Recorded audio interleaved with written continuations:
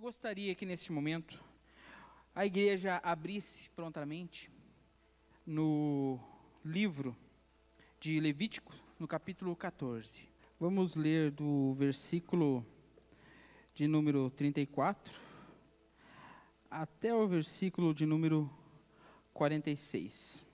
A palavra de Deus fala assim: o Senhor, Deus, deu a Moisés e a Arão as seguintes leis a respeito do mofo nas casas.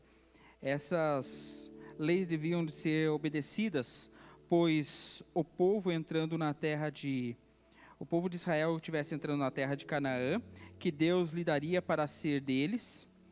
Quando Deus fizer aparecer mofo na casa de alguém, o dono irá falar com o sacerdote e dirá que descobriu mofo na sua casa. Antes de examinar, o sacerdote mandará que tire tudo da casa. Senão, tudo que estiver lá dentro será considerado impuro. Depois, o sacerdote irá até a casa e examinará o mofo, se houver manchas esverdeadas ou avermelhadas nas paredes, e se parecer que entraram nas paredes, então o sacerdote sairá da casa e a deixará fechada 7 dias. No 7º dia, ele voltará e examinará de novo. Se descobrir as manchas se espalharam pela parede, mandará que tirem as pedras em que está o mofo e as joguem para fora da cidade, num lugar impuro. Mandará raspar as paredes de dentro da casa, e o reboco raspado será levado para um lugar impuro fora da cidade. Depois colocarão novas pedras no lugar que foram tiradas e rebocarão de novo a casa. Se depois de se fazer tudo isso aparecer mofo outra vez, o sacerdote examinará. Se as manchas estiverem espalhadas pelas paredes, é mofo contagioso e a casa está impura. Ela será derrubada, e as pedras e a madeira e o reboco serão levados para um lugar impuro fora da cidade. Quem entrar na casa durante os 7 dias em que estiver fechada, ficará impuro até o sol se pôr. Amém? Recline a sua cabeça e feche seus olhos neste momento.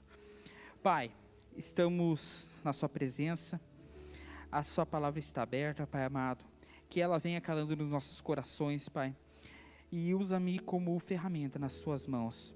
Faça a sua vontade e o seu querer, Pai.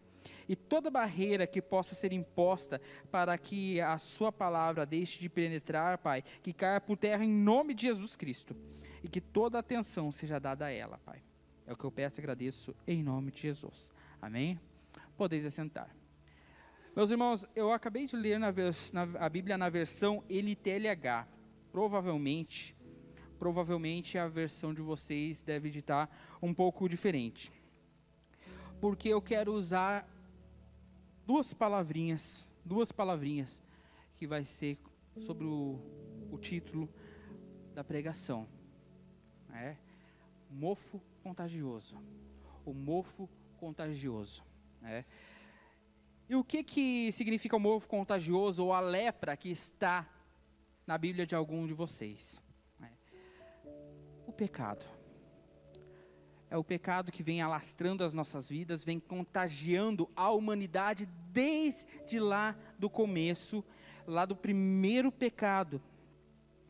E a Bíblia nos traz aqui o mofo como uma mancha numa parede perfeita, uma parede que não tem problema nenhum, de repente surge uma mancha, e começa se alastrando essa mancha. E agora eu quero que vocês reflitam e pensem que essa casa é cada um de nós aqui. Cada um de nós que está aqui, nós somos essa casa. Onde aparece e surge esse mofo, se faz ver esse mofo nas nossas vidas. O erro do pecado, a falha. E eu quero trazer um pouco sobre isso para nós essa noite. Mas, em suma, o que seria o pecado? Daí vamos pensar, não, mas como é que não se sabe o que é o pecado? Mas o que seria realmente, verdadeiramente o pecado? Porque hoje no mundo tão relativista que nós estamos, um mundo que leva em consideração a relação, das nossas vidas, as nossas experiências que nós temos em relação à palavra de Deus. Não, sendo que a palavra de Deus é absoluta. Mas então, dentro disso tudo, o que seria o pecado? O pecado não é nada mais, nada menos do que você quebrar os princípios de Deus, você se afastar da presença de Deus. Automaticamente, quando você está pecando, você erra, você cai no pecado, fere um princípio da palavra de Deus, você se afasta do Senhor.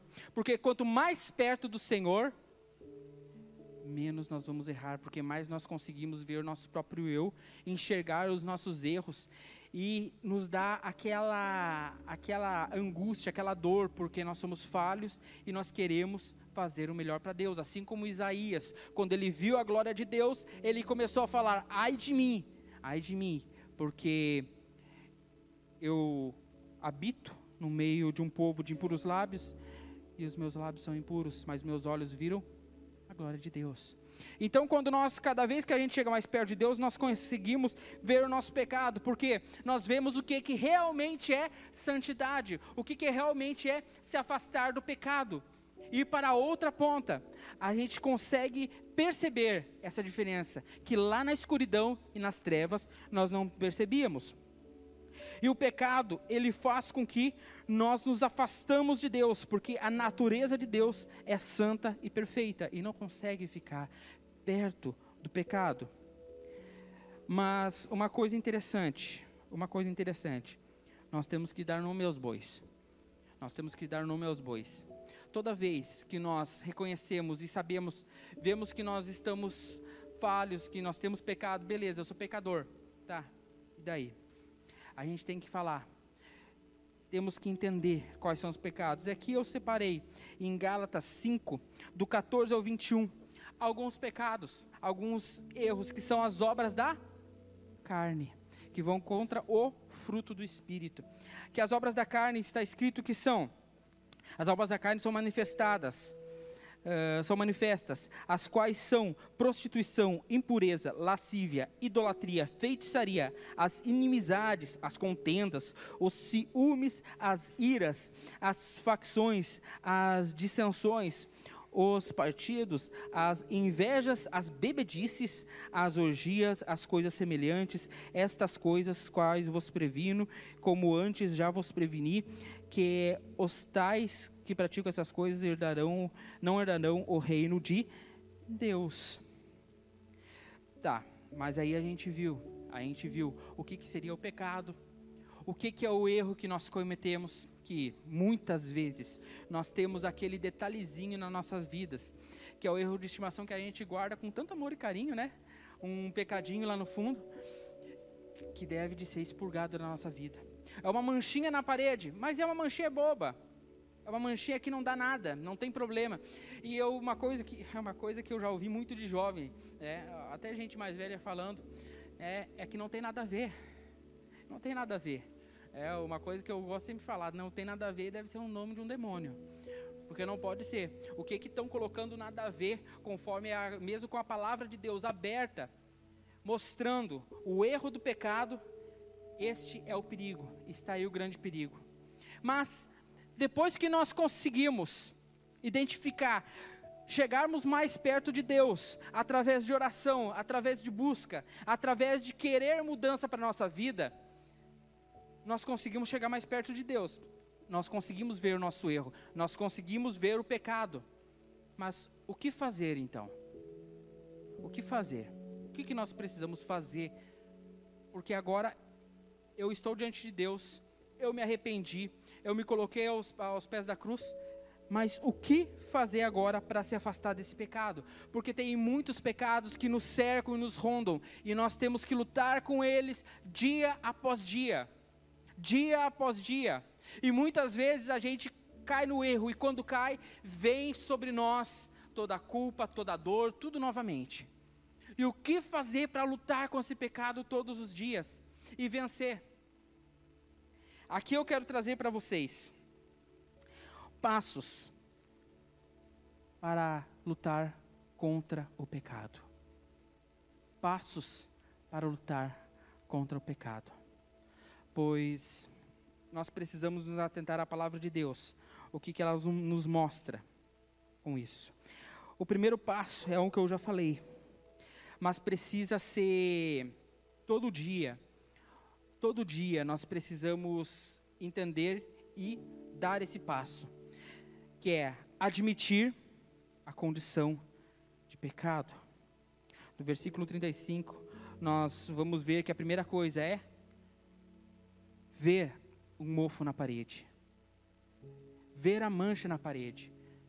Ver que tem algo errado ali. Chegamos perto de Jesus, onde é que Ele tem a luz que brilha e ilumina nas nossas vidas. Então assim nós conseguimos ver uma mancha na parede. E a gente consegue perceber na nossa vida o que tem de errado. Mas o primeiro passo não é simplesmente ver, mas admitir. Admitir. Porque o ser humano chega num ponto que é muito complicado a admitir, por causa que o orgulho do ser humano não deixa admitir que está errado. Não, eu não estou errado. Eu sou o cara mais certo do mundo. Como nós podemos ver uns exemplos da Bíblia. Quando Adão pecou e Deus foi interrogá-lo sobre o seu pecado, perguntando: Adão, você comeu da fruta? Daí, não, é essa mulher que tu me deste. Ou seja, ele não admitiu que ele errou. Ele tacou a culpa para Eva e indiretamente, ou diretamente também, para Deus. Por quê? Porque ele não quis assumir a culpa. O orgulho humano faz com que nós não consigamos assumir toda essa culpa, toda a questão de ferir o nosso ego, ferir o nosso eu, de pensar assim: não, eu estou errado, eu sou falho. Não, porque por ser humano nós somos perfeitos. Eu sou perfeito, eu não posso errar, eu não erro. Mas não, nós temos que admitir nosso erro, admitir que nós falhamos. E o detalhe maior, nós não temos que admitir simplesmente para os outros, nós temos que admitir para nós e para Deus, porque nós mentimos muitas vezes para nós mesmos. Dizemos assim: não, essa manchinha ali não é nada, não, isso daí, quando eu quiser eu passo um paninho e tiro, é rapidinho, 2 toques eu faço isso. Mas nós erramos. Por quê? Porque nós não admitimos que somos nós que fizemos isso. Uma outra pessoa que fez isso foi Saul, que ele quis mascarar o seu pecado, mascarar o seu erro, dizendo assim: quando chegou Samuel, e Deus tinha dito anteriormente que era para matar todo o povo inimigo. Chegou ali naquele ponto, Samuel, ele perguntou: tá, mas por que o rei está vivo?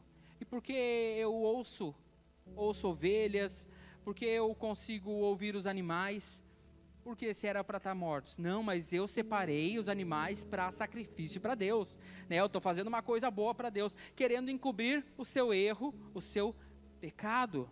Mas nós não podemos fazer isso. Nós não podemos jogar primeiro a culpa no outro. Nós não podemos mascarar o nosso pecado ou dar desculpa, tentando justificar.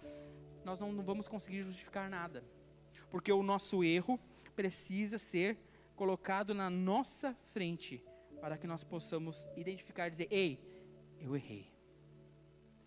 Eu errei. Esse é o primeiro passo. Primeiro passo, saber sair 2 palavrinhas da boca: eu errei. O segundo passo que nós precisamos dar, está no versículo 37, 42. Arrancar de nossa vida tudo aquilo que pode nos contaminar. Arrancar tudo aquilo que pode nos contaminar. Tudo o que está à nossa volta e nos faz errar, nos faz pecar, nos faz pensar em pecado, nós precisamos eliminar.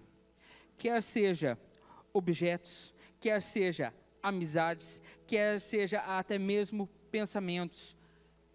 Nós vamos ler lá em Filipenses, no capítulo 4, no versículo 8, fala sobre o pensamento, tudo que é bom, agradável, louvável, de boa fama, nisso pensai. Pensar em tudo que remete às coisas do Senhor, os nossos pensamentos, a nossa vontade, o nosso querer, amizades que muitas vezes nos levam para coisas erradas. Eu já vi muitas vezes, pessoas que se converteram e deixaram certas amizades.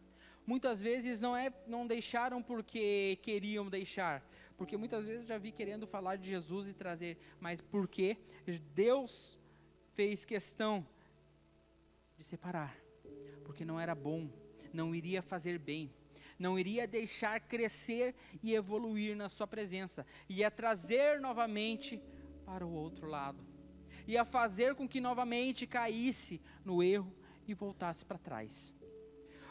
Muitas vezes nós colocamos alguma coisa na nossa vida muito maior que Deus, e isso faz com que nós caímos no pecado. Eu vou dar um exemplo para vocês. Numa casa que você está, você vai receber uma visita. Você está na sua casa, você vai receber uma visita. Você pega essa visita e leva para aquele quarto que a maioria das casas tem. Se não tem um quarto específico, é um canto específico lá. Você vai levar aquela visita naquele cantinho bagunçado, naquele lugarzinho ali que joga a Austrália, na despensa ou qualquer lugar assim, ou ela fica só pela sala? Muitas vezes aquilo que nós não queremos tirar da nossa vida, aquilo que nós não queremos arrancar da nossa vida, o que nós fazemos? Nós deixamos naquele quartinho e deixamos Jesus Cristo apenas na sala, apenas como uma visita, não como alguém que ele é de casa, que pode fazer o que for, pode entrar em todos os quartos, todos os cômodos. Precisamos deixar que Jesus entre e arranque da nossa vida aquilo que nos pode contaminar, aquilo que pode fazer nós errarmos novamente. E isso nos remete ao terceiro passo. Não fique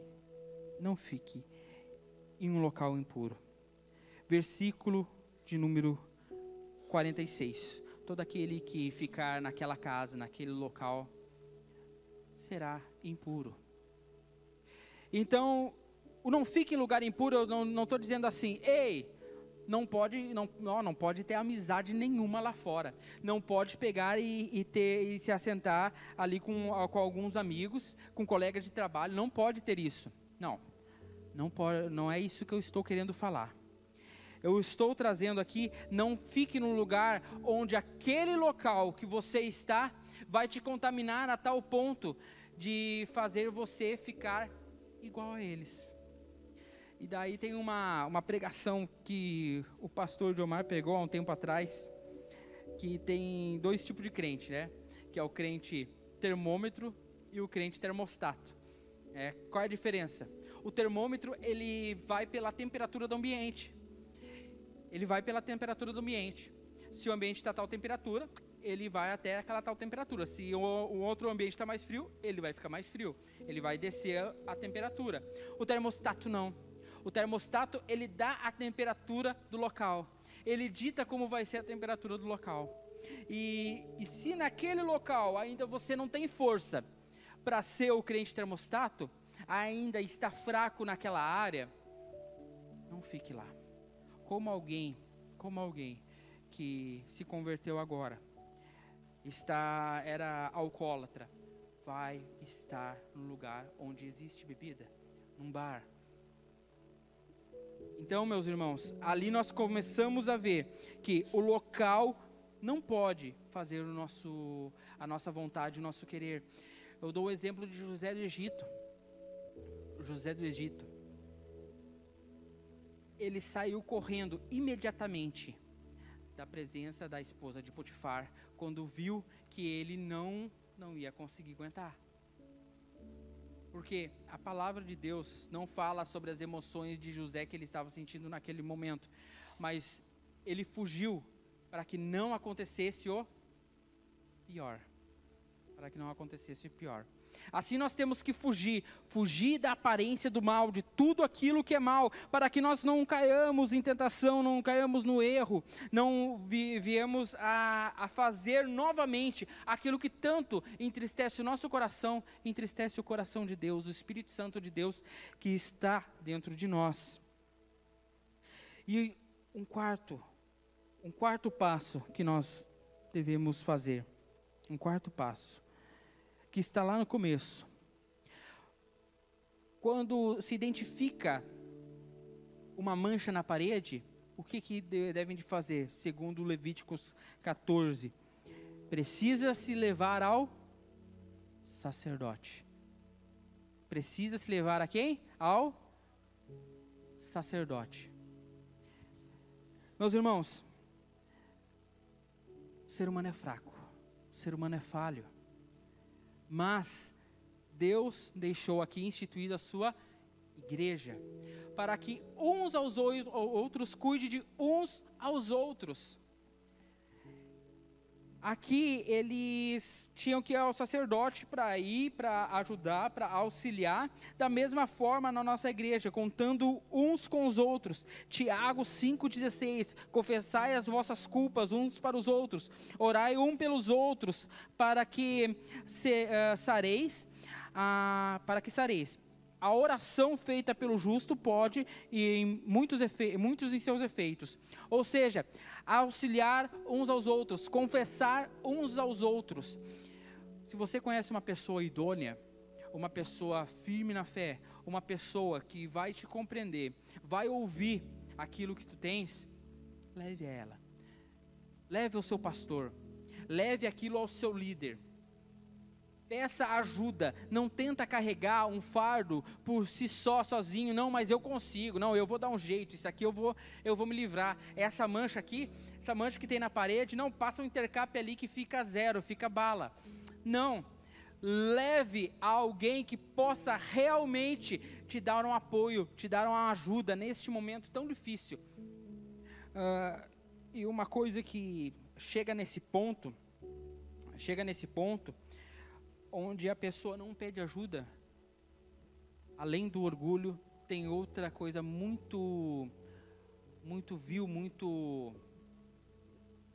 ruim dentro do ser humano, que faz com que nós não viemos pedir ajuda. A vergonha. A vergonha daquilo que aconteceu. Adão, quando ele pecou, a reação dele foi sentir vergonha. É a vergonha que nos faz não prosseguir. Além do orgulho, a vergonha nos faz com que nós não venhamos tomar uma atitude levando ao nosso líder, pedindo ajuda, pedindo o auxílio necessário. Mas quando nós fazemos isso, deixamos de lado toda a vergonha, todo orgulho, tiramos a máscara que há em nós e nos despimos, Deus vem agir e vem trabalhar. O Espírito Santo de Deus, que trabalha nas nossas vidas, vai trabalhar sobre isso, através de você, através do seu líder. Mas o detalhe é que precisamos tomar a atitude de nos despir de tudo aquilo que nos faz pecar, aquilo que nos faz não dar cada um desses 4 passos que eu trouxe aqui essa noite. Nós precisamos reconhecer e admitir que nós erramos. Nós precisamos sempre arrancar das nossas vidas aquilo que nos faz mal, aquilo que nos faz errar, aquilo que nos faz pecar, aquilo que nos tem feito errar com Deus e com o nosso próximo. E nós não podemos também ficar no local onde é propício para nós errarmos. O local onde que nós sabemos que, lá no fundo, que nós vamos errar. Não podemos dar uma de forte, não, mas eu consigo, eu posso, eu vou. Eu consigo fazer. Não, não faça isso. E nós precisamos levar tudo isso ao nosso líder, ao nosso conselheiro, aquele que nós temos confiado ao nosso pastor, para que nós não carregamos isso sozinhos, mas tem alguém junto conosco também. A palavra de Deus fala que o cordão de três dobras, ele não vai se quebrar facilmente. Se eu pegar uma folha de papel qualquer, eu consigo rasgar facilmente. Mas quando eu pego muitas, é muito complicado eu conseguir rasgar. Nós precisamos uns dos outros, para que na nossa união, nós conseguimos vencer. Através da união que Cristo nos deu. Amém? Essa é a palavra para hoje de noite, meus irmãos.